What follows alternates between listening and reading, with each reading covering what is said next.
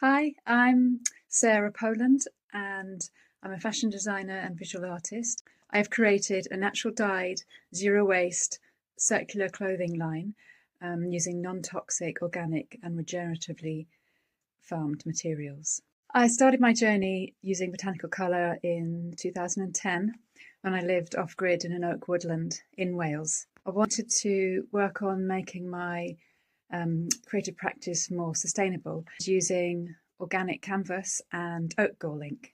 And then during the pandemic lockdowns, I started to broaden my palette and foraged around the piece of land where I live. I was dyeing 4 5 metre lengths of canvas in an old cast iron bath with a fire underneath. And it was then that I had this kind of epiphanal moment where I really wanted to make clothes again, and I'd found a way of doing it that I could accept. At the same time, I started researching growing colour. I have a regenerative forest garden, so it's complemented that kind of growing system, and researching fabrics I could use. So I'm just quickly going to show you some of my dye garden. So it's in a polytunnel. There's the polytunnel cafe. It rains a lot in Wales, so it's really nice to have this kind of space. This is a peach tree, which gives yellow. And here's weld, which is also a fantastic plant for yellow. In fact, this top I'm wearing is dyed with weld.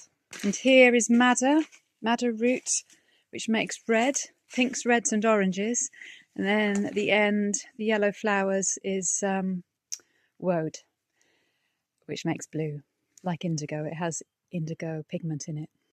There's a certain tension to how I think about textiles and what materials to use.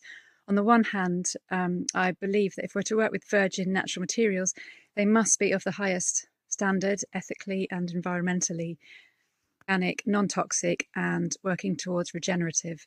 And these systems can support existing jobs in agriculture and the textile production.